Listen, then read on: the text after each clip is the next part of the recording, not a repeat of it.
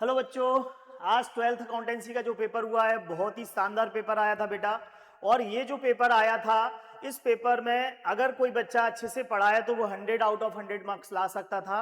इस पेपर के अंदर आपको बहुत सारे क्वेश्चंस ऐसे इजी क्वेश्चंस थे जो मैंने आपको कल की वीडियो में जो ऑब्जेक्टिव क्वेश्चंस की वीडियो डाली थी और जो थ्योरी के क्वेश्चंस की इंपॉर्टेंट क्वेश्चंस की वीडियो डाली थी, सारा पूरा 100% पेपर उन ऑब्जेक्टिव्स और उस इंपॉर्टेंट क्वेश्चंस में से ही कवर किया गया है बेटा।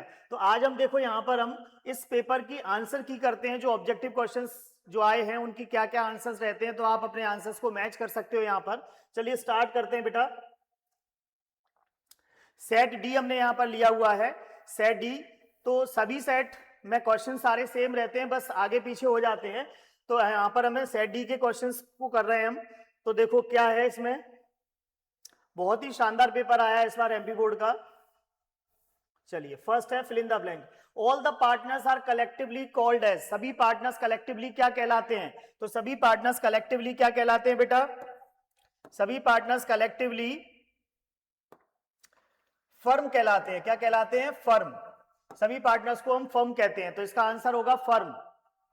Sacrificing ratio is always gaining ratio. Sacrificing ratio हमेशा क्या होता है? गेनिंग रेशियो के इक्वल होता है। सेक्रीफाइसिंग रेशियो हमेशा गेनिंग रेशियो के इक्वल होता है, क्योंकि जब भी हम सेक्रीफाइसिंग और गेनिंग रेशियो निकालते हैं तो दोनों रेशियोज के अंदर क्या होता है कि इक्वल होता है। जैसे सेक्रीफाइसिंग शेयर जितना आता है उतना ही गेनिंग रेशियो आता है, तो sacrificing ratio always equal to gaining ratio. तो इसका आंसर क्या होगा? Equal. The amount due to deceased partner is paid to. Deceased partner का जो अमाउंट होता है हम किसको पे करते हैं? उसके नॉमिनी या वारिस को। तो इसको कहेंगे हम लीगल रिप्रेजेंटेटिव, लीगल रिप्रेजेंटेटिव या फिर एग्जीक्यूटर, एग्जीक्यूटर भी लिख सकते हैं। रिटायरमेंट और death of partner also leads to. Retirement और डेथ होना पार्टनर्स का क्या कहलाता है? रिकंस्टिट्यूशन। क्या कहलाता है? Reconstitution of partnership firm. ऐसी कौन सी कंपनी है जो प्रोस्पेक्टस इश्यू नहीं कर सकती है? तो देखो दो तरह की कंपनी होती है, प्राइवेट कंपनी और पब्लिक कंपनी। तो जो प्राइवेट कंपनी होती है वो प्रोस्पेक्टस इश्यू नहीं कर सकती, तो इसका आंसर है private. Debenture represents a loan, term loan taken by the company. Debenture किस तरह का लोन होता है कंपनी के लिए? लॉन्ग टर्म होता है। कौन सा लोन होता है? Long term, long term loan. आज तो इसमें आंसर आएगा लॉन्ग। चलिए आगे बढ़ते हैं। True false. To prepare partnership deed is compulsory. Partnership deed बनाना कैसा है? वॉलेंट्री होता है, ऐच्छिक होता है, कंपलसरी नहीं है, तो ये फॉल्स है इसका answer. Revaluation account is a real account. Revaluation कैसा है? रियल अकाउंट नहीं है, रिवैल्यूएशन नॉमिनल नेचर का अकाउंट होता है, तो ये फॉल्स है इसका। Shares are of two types. बिल्कुल सही है, शेयर दो तरह के ही होते हैं, इक्विटी शेयर और प्रेफरेंस शेयर्स, तो इसका आंसर क्या है? True. Debenture holders are owners of the company. Debenture holders owners नहीं होते हैं। डिवेंचर होल्डर्स कौन होते हैं? Debenture holders are the creditors of the company. Debenture holders क्या होते हैं? क्रेडिटर्स, तो ये भी क्या है? फॉल्स है। Purchase of assets is an investing activity. Purchase of assets investing activities है, ये बिल्कुल ट्रू है। Financial statement are prepared on the particular date. Financial statement भी पर्टिकुलर डेट को ही बनाए जाते हैं। फाइनेंशियल स्टेटमेंट कब बनाए जाते हैं? Eight the end of the financial year, तो इनकी एक डेट फिक्स होती है। चलिए आगे देखते हैं matchings. Purchase goodwill. Purchase goodwill एक तरह की एसेट्स होती है, तो शो इन एन एसेट्स। तो फर्स्ट का क्या है आपका? Show in assets. Self generated goodwill not shown in an assets. Self generated goodwill को हम एसेट्स में शो नहीं करते हैं। Loss of profit and loss appropriation account. P and L appropriation account का लॉस कहां ट्रांसफर किया जाता है बेटा? Debit side of profit and loss account. ये थर्ड है, ये थर्ड है। Profit and loss, profit of P and L appropriation account, credit side of partners capital account, ये फोर्थ का आंसर है बेटा, क्रेडिट साइड में आता है। शेयर होल्डर्स क्या होते हैं? कंपनी के ओनर्स ऑफ द कंपनी कहलाते हैं, तो ये फिफ्थ का आंसर है, owners of the company. Fix rate of return किस पे होती है बेटा? प्रेफरेंस शेयर्स पे होती है, इक्विटी शेयर्स पे नहीं होती। इक्विटी शेयर्स पे रेट फिक्स नहीं होती, तो प्रेफरेंस शेयर्स पे रेट फिक्स होती है, तो ये सिक्स का आंसर है। और rate not fix is equity share, ये सेवंथ का आंसर है। तो ये आपकी क्या हो गई बेटा? मैचिंग्स हो गई। चलिए वन वर्ड्स, बहुत इजी वन वर्ड्स आए थे इस बार, बहुत इजी। अगर किसी बच्चे ने थ्योरी ठीक से भी पढ़ी है तो इसके वन वर्ड उसको इजीली समझ में आ सकते हैं, इजीली वो आ सकते हैं इसके वन वर्ड। वन वर्ड बहुत इजी आए थे इस बार। सबसे पहला लिखा है the amount of goodwill bought by new partner distributed to old partners in which ratio. जो नया पार्टनर होता है गुडविल लेके आता है फर्म के लिए, प्रीमियम फॉर गुडविल, उसको किस रेशो में बांटा जाता है? तो उसका आंसर है सैक्रिफाइसिंग रेशो। कौन से रेशो में बांटा जाता है? Sacrificing, sacrificing ratio, sacrificing ratio. On retirement of partner, the existing partner will pay his share of goodwill to him in which ratio? Retirement के टाइम पर जो goodwill पे की जाती है वो किस रेशो में की जाती है बेटा? गेनिंग रेशो में. गेनिंग रेशो, इसका आंसर क्या होगा? Gaining ratio. On dissolution bank overdraft is transfer to which account? Realisation account. किस अकाउंट में ट्रांसफर होता है? रियलाइजेशन अकाउंट, क्योंकि हमारी एक एक्सटर्नल लायबिलिटी होती है. हम बैंक से हमने ओवरड्राफ्ट लिया हुआ है. अब public company must use word, which word at the end of the name? Limited. कौन सा? लिमिटेड शब्द लिखा जाता है पब्लिक कंपनी के नाम के पीछे. Financial statement ignores which aspects? Qualitative. Qualitative aspects को इग्नोर किया जाता है फाइनेंशियल स्टेटमेंट में. Cash pay to employees in which type of activity? Cash employees को कौन सी एक्टिविटी में पे किया जाता है? Operating. Operating activity. Operating activity. तो ये हमारे बेटा वन वर्ड हो गए. चलिए, ये भी बहुत इजी आए थे, बहुत इजी आए थे आपको. अगर किसी बच्चे ने ये बिल्कुल थोड़ा थोड़ा भी पढ़ा है तो आ जाएगा. देखो, interest on capital in the absence of partnership deed. मैंने आपको पहले भी बताया था कि आप 6% देख के एकदम ये मत शौक में मत आया ना कि ये लोन का इंटरेस्ट रेट दिया हुआ है. नहीं, आपको पहले ऊपर पढ़ना पड़ेगा. तो यहाँ पर देखो यही चीज हुई. इंटरेस्ट ऑन कैपिटल पूछा है आपसे कि एब्सेंस ऑफ डीड में इंटरेस्ट ऑन कैपिटल पे किया जाता है क्या? तो नॉट पेड. इसका आंसर क्या होगा? Is not paid. Interest on capital pay नहीं किया जाता है. ठीक. On admission of partner undistributed profit is transfer to which account? तो ओल्ड पार्टनर्स कैपिटल अकाउंट में ट्रांसफर किया जाता है. ये जो ऑब्जेक्टिव है, ये मेरे ऑब्जेक्टिव जो शीट्स मैंने कल करवाई थी उसमें एडमिशन वाले चैप्टर, फर्स्ट चैप्टर के सेकंड थर्ड नंबर पे ही ऑब्जेक्टिव था. वही ऑब्जेक्टिव यहाँ पर आ गया, same to same. Which account is prepared for sale of assets? कौन सा अकाउंट बनाया जाता है? असेट्स बेचने पर रियलाइजेशन अकाउंट बनाया जाता है. Interest rate in calls in arrears. ये मैंने आपको बताया था कि calls in arrear, calls in advance के इंटरेस्ट रेट आपको करने ही करने हैं. तो 10% दिए थे. और calls in arrears, calls in advance पर कितना होता है? 12%. The balance sheet of company is prepared according to which schedule of the Indian Company Act 2013? Schedule 3 के अकॉर्डिंग बनाई जाती है. Cash flow statement is related to accounting standard 3 में बनाया जाता है कैश फ्लो स्टेटमेंट. चलिए आगे देखते हैं. अच्छा, अब देखो थ्योरी के क्वेश्चंस आए हैं. रियलाइजेशन और रिवैल्यूएशन अकाउंट का डिफरेंस बताना था. तो realisation account is prepared at the time of dissolution, revaluation prepared at the time of admission, retirement और death of partners. Realisation account में हम असेट्स की रियलाइज्ड वैल्यू को लिखते हैं और रिवैल्यूएशन अकाउंट में असेट्स की इंक्रीज और डिक्रीज वैल्यू को लिखते हैं. दो डिफरेंस आपको लिखने थे, दो डिफरेंस इसके हो चुके हैं. Right any two conditions of the compulsory resolution of the firm. सभी पार्टनर इंसॉल्वेंट हो जाएं, ऑल पार्टनर्स डिक्लेयर्ड इंसॉल्वेंट, तब हम कंपल्सरी डिसोल्यूशन करते हैं. या पार्टनरशिप बिजनेस इलीगल पकड़ा जाए हम, तब भी कंपल्सरी डिसोल्यूशन करते हैं. तो ये 2 नंबर में यह था. उसके बाद बताया परपेचुअल सक्सेशन. परपेचुअल सक्सेशन एक कैरेक्टरिस्टिक्स है कंपनी की. तो परपेचुअल सक्सेशन का मतलब होता है इन केस ऑफ डेथ और इंसॉल्वेंसी ऑफ द मेंबर या share holder of the company, company can not be close या company can the effect does not effect the companies existing. Company के existing पर कोई इफेक्ट नहीं आता. इसका मतलब कि जब कोई पार्टनर की डेथ हो जाए, जब मेंबर की, या जब कोई मेंबर इंसॉल्वेंट हो जाए कंपनी का, तो उसके कंपनी के पर कोई प्रभाव नहीं पड़ता है. कंपनी अपने कंटिन्यूस बेसिस पे चलती रहती है. कॉल सिनेरियर का मीनिंग बताना था. तो कॉल सिनेरियर का मतलब होता है कि जब शेयर होल्डर्स कॉल्स पर पेमेंट नहीं करता है तो ऐसी कंडीशन को हम कॉल सिनेरियर कहते हैं. डिवेंचर का मीनिंग बनाया था. तो डिवेंचर एक एक्नॉलेजमेंट ऑफ डेप्ट है. डेप्ट का एक सर्टिफिकेट है.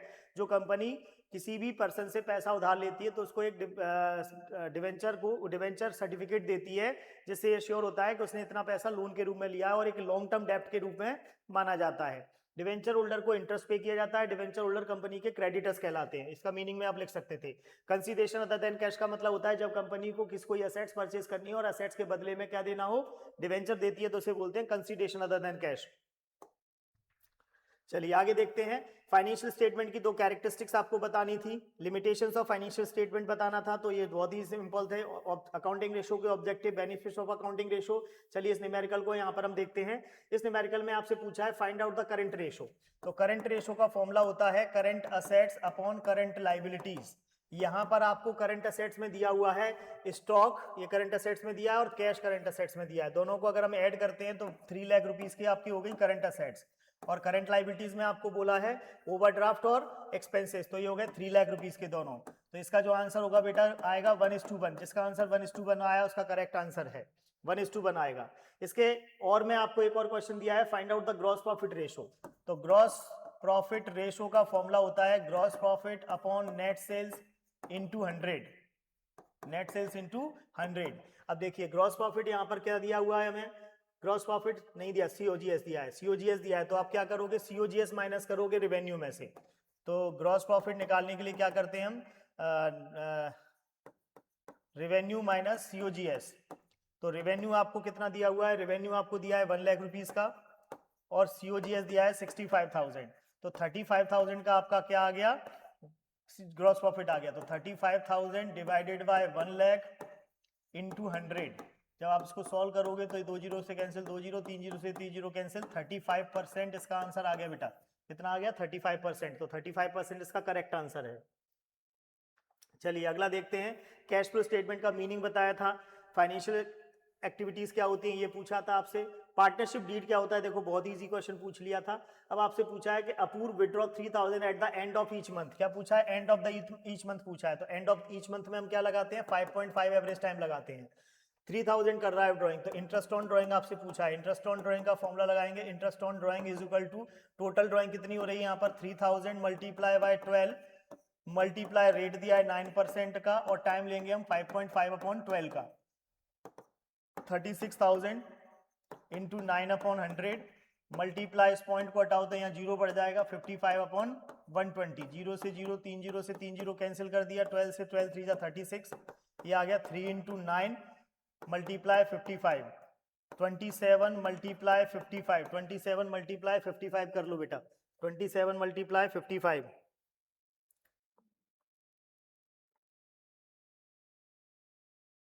27 मल्टीप्लाई 55, 1485 इसका आंसर होगा बेटा, 1485 जिसका आंसर आया वो करेक्ट आंसर होगा। ठीक है, चलिए इसके और में एक क्वेश्चन पूछा है आपसे नहीं सॉरी, क्वेश्चन नंबर 14 है ये अलग से। क्वेश्चन नंबर 14 में देखो क्या पूछा है,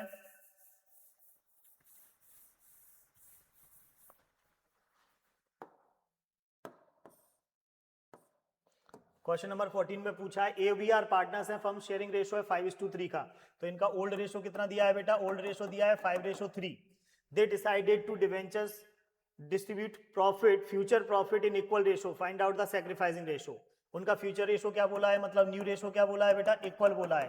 तो आपको क्या निकालना है, सैक्रिफाइसिंग गेनिंग निकालना है, ए का और बी का सैक्रिफाइसिंग रेशो और गेनिंग रेशो। तो देखो new old minus new 5/8 minus 1/2, 3/8 minus का 1/2, सॉल्व करेंगे हम इसको तो ये आ जाएगा आपका 8 एलसीएम, 5 माइनस 2 से डिवाइड किया तो 2 4 8 4, ये हो गया 1/8, इसमें आपका 8 एलसीएम 3 माइनस 2 से डिवाइड किया 4 4, ये आ गया माइनस का 1/8। तो देखो यहाँ पर 1/8 से ए क्या कर रहा है बेटा, सेक्रीफाइस कर रहा है, और 1/8 से बी क्या कर रहा है बेटा, गेन कर रहा है। तो यहाँ पर आपका ए का सेक्रीफाइस और बी का गेन आएगा 1/8 के लिए। ठीक है, इसके और में देखो क्वेश्चन दिया है उसको हम देखते हैं यहाँ पर, और में जो क्वेश्चन दिया है उसको देखते हैं। और में क्वेश्चन दिया है एक्स वाई पार्टनर्स थे 2:1 के, after Z admission their ratio है 8:4:3, सैक्रिफाइसिंग रेशो निकालना था। तो सैक्रिफाइसिंग रेशो का फॉर्मूला क्या होता है, old minus new, old minus new. तो देखिए यहाँ पर एक्स का ओल्ड कितना दिया हुआ है हमें, एक्स का ओल्ड दिया है 2/3 और न्यू कितना दिया है 8/15, एलसीएम लिया गया 15, 3 5 15, 5 2 10 माइनस 8 किया बेटा तो आ गया 2/15, और y का दिया हुआ है हमें कितना 1/3 माइनस का 4/15, एलसीएम 15, 3 5 15, 5 माइनस 4 किया 1/15, तो बेटा आ गया 2:1, ये सैक्रिफाइसिंग रेशो आ गया आपका, क्या आ गया 2:1। चलिए सैक्रिफाइसिंग गेनिंग रेशो का डिफरेंस पूछा है, उसके बाद methods of payment of amount due to retiring partner, theory का क्वेश्चन है। अच्छा ये पूछा है Chakresh retired from the firm partners on 31 March 2020, on the date they the balance of his capital account was 1,20,000, it was decided that the amount to him shall be paid a 3 equal yearly installment with interest 5%, prepare cash loan account। तो देखिए loan account यहाँ पर किस तरह से बनेगा बेटा, मैं आपको एक रफ फॉर्मेटिंग में बता रहा हूँ, लोन अकाउंट डेट का कॉलम नहीं बना रहा हूँ। लोन अकाउंट देखो बेटा यहाँ पर कैसे बनेगा, सबसे पहले हम लिखेंगे बाय किसका है, चक्रेश, तो बाय चक्रेश कैपिटल अकाउंट कितना है बेटा 1,20,000। अब हम उसको पहली इंस्टॉलमेंट देंगे टू बैंक के नाम से 3 इंस्टॉलमेंट बोला है, तो 1,20,000 की बेटा 3 इंस्टॉलमेंट बनाएंगे हम, तो 3 से डिवाइड करके एक इंस्टॉलमेंट 40,000 की आएगी। यहाँ पर हम उसको इंटरेस्ट पे करते हैं, तो इंटरेस्ट 5% बोला है, तो 1,20,000 का इंटरेस्ट आ जाएगा 5/100, 5/100, तो ये आ जाएगा आपका 6,000। तो यहाँ पर जो पहली इंस्टॉलमेंट आएगी बेटा वो 40,000 प्लस 6,000 इंटरेस्ट, कितना 46,000 का। फिर उसके बाद बैलेंस बचेगा यहाँ पर, बैलेंस CD 80,000। तो इस तरह से आप ये तीनों ईयर्स का निकाल सकते हो, फिर ये बैलेंस को यहाँ ट्रांसफर करके ले जाओगे, फिर उस पर इंटरेस्ट निकालोगे, फिर बैलेंस लेके आओगे, इस तरह से आपका तीनों ईयर्स का आंसर आ जाएगा। देखो बेटा यहाँ पर आपको इसका और वाला क्वेश्चन और सिंपल है, जनरल एंट्री पूछिए रिवैल्यूएशन अकाउंट की, तो देखो रिवैल्यूएशन में क्या बोल रहे हैं, बिल्डिंग इंक्रीज हो रही है, इंक्रीज होती है तो किधर आती है, रिवैल्यूएशन के क्रेडिट साइड, तो इसकी एंट्री क्या बन जाएगी, building account debit to revaluation account, building account debit to revaluation account. ठीक है बेटा, उसके बाद स्टॉक डिक्रीज हो रहा है, डेबिट साइड आता है तो नाम रिवैल्यूएशन का किधर आ जाएगा, डेबिट साइड में, revaluation account debit to stock account. ठीक, उसके बाद क्रेडिटर्स रिड्यूस हो रहे हैं, क्रेडिट साइड में जाएंगे तो इसकी एंट्री बन जाएगी बेटा creditors account debit to revaluation account, to revaluation account. बहुत इजी पेपर आया इस साल का, बहुत इजी पेपर आया है। चलिए, write the main heads and sub heads of the following items, तो देखो क्रेडिटर्स, क्रेडिटर्स हमारे किस में आते हैं, करंट असेट्स में आते हैं, किसमें, करंट लाइबिलिटीज, करंट लाइबिलिटीज के अंदर आते हैं, किस में आते हैं, करंट लाइबिलिटीज। पेटेंट्स, पेटेंट्स किस में आते हैं हमारे, पेटेंट्स इंटेंजिबल असेट्स है, एक तो इंटेंजिबल असेट्स है, और इंटेंजिबल असेट्स में नॉन करंट असेट्स में, नॉन करंट असेट्स में। ठीक है, स्टॉक हमारा करंट असेट्स के अंदर आता है बेटा, किसके अंदर आता है, करंट असेट्स के अंदर। उसके बाद फिर पूछा है आपसे रिजर्व एंड सरप्लस के 3 हेड्स बताइए, तो रिजर्व एंड सरप्लस में बेटा एक तो सिक्योरिटी प्रीमियम आता है, कैपिटल रिजर्व आता है और एक जनरल रिजर्व आता है, 3 चीजें आती हैं इसमें, तो 3 चीजें हमने लिख दी। कैश आउटफ्लो बताना है, फाइनेंसिंग एक्टिविटीज का कैश फ्लो की लिमिटेशंस बताना है। अब आपको Nirmal has 50 shares of ₹20 each ABC limited which has been paid 4 application 4 allotment but could not pay 7 on first call. देखिए 20 रुपए का शेयर था बेटा, 20 रुपए का शेयर था, उसने 4 एप्लीकेशन 4 अलॉटमेंट 8 रुपए दे दिए थे, 7 रुपए उसने फर्स्ट कॉल पे नहीं दिए थे, और 5 रुपए फाइनल कॉल पे नहीं दिए, 7 5 12 और 8 20, टोटल कॉल्ड अप 20 रुपए हो गया। हिज शेयर्स वर फॉरफिटेड। तो देखो share capital account, share capital account debit, ये कितने से आएगा, कितने शेयर्स थे बेटा, 50 × 20, ये हो गया 1000। अब यहाँ पर उसने पेमेंट किस किस पे नहीं किया है बेटा, फर्स्ट कॉल और सेकंड कॉल पे, तो 2 शेयर फर्स्ट कॉल, बहुत ही easy question, 2 share second call और 2 शेयर फॉर फीचर। यहां पर उसने कितना पेमेंट नहीं किया बेटा, 7 रुपए से, तो 20 × 50 शेयर्स थे, 50 × 50 × 7 और इसमें 50 × 5, तो दे कितना चुका है वो बेटा, 50 × 8, 350, 250, 400, 600, 300, 900 और 1000, ये हो गया आपका आंसर। ठीक है, तो 1000 डेबिट में आएगा आपका। उसके बाद बेटा पूछा है यूजेज ऑफ सिक्योरिटी प्रीमियम, तो देखो सिक्योरिटी प्रीमियम बोनस शेयर्स में यूज करते हैं हम, प्रीमिलरी एक्सपेंसेस में यूज करते हैं, डिस्काउंट ऑन डिवेंचर्स में यूज करते हैं, तो आपको ये तीनों यूजेस बताने थे यहाँ पर। ठीक, चलिए अब पूछा आपसे capital invested in business 2 lakh, normal rate of return at 15% during the year, firm profit 48,000 है, calculate goodwill on the base of 3 years purchase of super profit. बहुत इजी क्वेश्चन आया, देखो आपको एवरेज प्रॉफिट यहाँ पर दिया हुआ है बेटा, कितना दिया हुआ है एवरेज, 48,000 का। नॉर्मल प्रॉफिट आपको निकालना है कैपिटल से, तो 2 लाख की कैपिटल इनटू रेट दिया है आपको 15% डिवाइडेड बाय 100, 30,000 रुपए आ गया नॉर्मल प्रॉफिट। सुपर प्रॉफिट आ जाएगा यहाँ पर, एवरेज प्रॉफिट में से 30,000 नॉर्मल प्रॉफिट माइनस कर दोगे तो इसका आंसर आ जाएगा 18,000 सुपर प्रॉफिट। सुपर प्रॉफिट कितना आएगा, 18,000। गुडविल बेटा आ जाएगी यहाँ पर 18,000 का super profit multiply purchase year किसने पूछे हैं यहाँ पर, calculate good on 3 years purchase, तो 54,000 इसका आंसर आएगा बेटा। बुक का क्वेश्चन आया है शिवलाल पब्लिकेशन की बुक से, 54,000 इसकी गुडविल का आंसर आएगा, 54,000 इसकी गुडविल का आंसर आएगा। उसके बाद एक्स वाई पार्टनर्स है, प्रॉफिट रेशो 3:2 का है, जेड में को एडमिशन किया 1/4 शेयर के लिए, 30,000 की कैपिटल है, 4,000 की गुडविल है, goodwill of the firm was value 20,000, X and Y withdraw the share of goodwill from the business, give the general entries. तो देखिए पहले सबसे पहले तो हमें क्या करना होगा, इसमें ओल्ड रेशो दिया हुआ है, नए पार्टनर का शेयर दिया है, तो हमें क्या निकालना होगा, न्यू रेशो, तो न्यू रेशो निकालेंगे इसमें, फिर न्यू रेशो और ओल्ड रेशो से सैक्रिफाइसिंग रेशो निकालेंगे, फिर इस 20,000 रुपए की गुडविल में से 1/4 शेयर करके इसका गुडविल निकाला जाएगा 5,000 रुपए, इसको सैक्रिफाइसिंग में बांटेंगे और इस पुरानी गुडविल को ओल्ड रेशो में डिस्ट्रीब्यूट करेंगे, फिर इसमें हम जनरल एंट्री बना देंगे तीनों बेटा। ठीक है, उसके बाद तीनों कैपिटल्स को एक्सप्लेन करना है आपको, इक्विटी शेयर्स की कैरेक्टरिस्टिक्स बतानी है, यहाँ पर आपको डिफरेंस बताना है बेटा कन्वर्टेबिलिटी, रिपेमेंट, सिक्योरिटी और वोटिंग राइट्स के बेसिस पर शेयर और डिवेंचर में डिफरेंस बताना है। इसके बाद बेटा पूछा है आपसे टाइप्स ऑफ डिवेंचर्स, तो कूपन रेट डिवेंचर्स क्या होते हैं और रजिस्टर्ड डिवेंचर क्या होते हैं।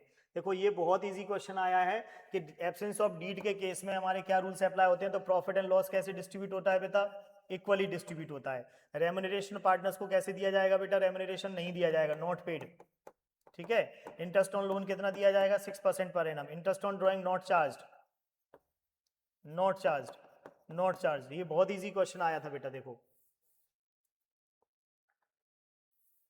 इसके बाद आपको लास्ट क्वेश्चन पूछा है, एबीसी पार्टनर थे 541 के रेशो में, C given a guarantee to his share of profit in any of the year with not less than 50,000 if the shortfall profit of C is bond by A and B in the ratio of 8:2, profit and loss appropriation account बनाना है। तो देखिए बेटा मैं यहाँ पर P&L appropriation बनाता हूँ। सबसे पहले लिखेंगे by profit and loss account, net profit, net profit हमें कितना दिया हुआ है बेटा, 3,50,000, 3,50,000। यहाँ पर हमें इंटरेस्ट ऑन कैपिटल दिया नहीं है, कुछ नहीं दिया है, तो सीधा ये प्रॉफिट ही डिस्ट्रीब्यूट हो जाएगा, profit transfer to capital account. इसमें पार्टनर्स के नाम आ जाएंगे ए, बी और सी। देखिए अब 3,50,000 को हमें ABC में बांटना है 541 के रेशो में, तो यहाँ पर हम 3,50,000 को डिस्ट्रीब्यूट कर लेते हैं इनटू 5/10, 0 से 0 कैंसिल किया, 35,000 इंटू 5 तो 1,75,000, 3,50,000 इंटू 4/10, 0 0 70 70 1,40,000 और 35,000 इंटू 1/10, इसका आ गया बेटा 35,000। तो देखो 1,75, 1,40 और 35, इसका आया 1,75,000, इसका आया 1,40,000 और इसका आया 35,000। अब यहाँ पर देखिए इस पार्टनर को गारंटी थी 50,000 की, लेकिन इसको मिले कितने हैं, 35,000, तो इसको कितने और मिलेंगे बेटा, 15,000 और मिलेंगे। तो 15,000 रुपये कौन देगा, तो यहाँ पर लिखेंगे मिनिमम गारंटी ऑफ सी को मिनिमम गारंटी बेटा कितनी थी, 50,000 रुपये की। उसका एक्चुअल प्रॉफिट कितना आया है, एक्चुअल प्रॉफिट हम यहाँ पर देखेंगे, एक्चुअल प्रॉफिट आया उसका 35,000। तो डेफिशिएंसी कितने आ गई बेटा, डेफिशिएंसी आ गई 15,000। अब डेफिशिएंसी बॉन्ड की जाएगी, deficiency is bond by A and B. किस रेशो में की जाएगी, उन्होंने रेशो बताया 8:2 का रेशो में। किस रेशो में, 8:2 के रेशो में। तो यहां पर बेटा देखो, यहां पर ए कितना देगा, 15,000 रुपए में से 8/10, तो 15 8 120, 12,000 रुपए तो ए देगा बेटा। बी कितना देगा, 15,000 इंटू 2/10, बी कितना देगा बेटा, 3,000 रुपए देगा। तो देखो ए अपने शेयर में से देगा कितना बेटा, 12,000 रुपए, और बी कितना देगा बेटा, 3,000 रुपए। सी को कितने मिलेंगे टोटल, 15,000 रुपए। तो इनका जो शेयर हो जाएगा वो शेयर कितना हो जाएगा बेटा, देखो इसका शेयर हो जाएगा 50,000 इक्वल टू, इसका शेयर कितना रह जाएगा, 1,37,000। इसका जो शेयर रह जाएगा बेटा वो कितना रह जाएगा, 1,62,000। ये इसके आंसर्स हो जाएंगे। तो ये हमारा डेफिशिएंसी का क्वेश्चन था और आपके सारे क्वेश्चन कंप्लीट हो गए बेटा। ये तो बोर्ड का पेपर था, बहुत इजी आया था इस बार, बहुत अच्छे मार्क्स आना चाहिए सभी बच्चों के। और आपको अगर कोई डाउट लगता है तो इस पेपर के आंसर्स की से आप चेक कर सकते हो। Thank you for watching, thank you very much.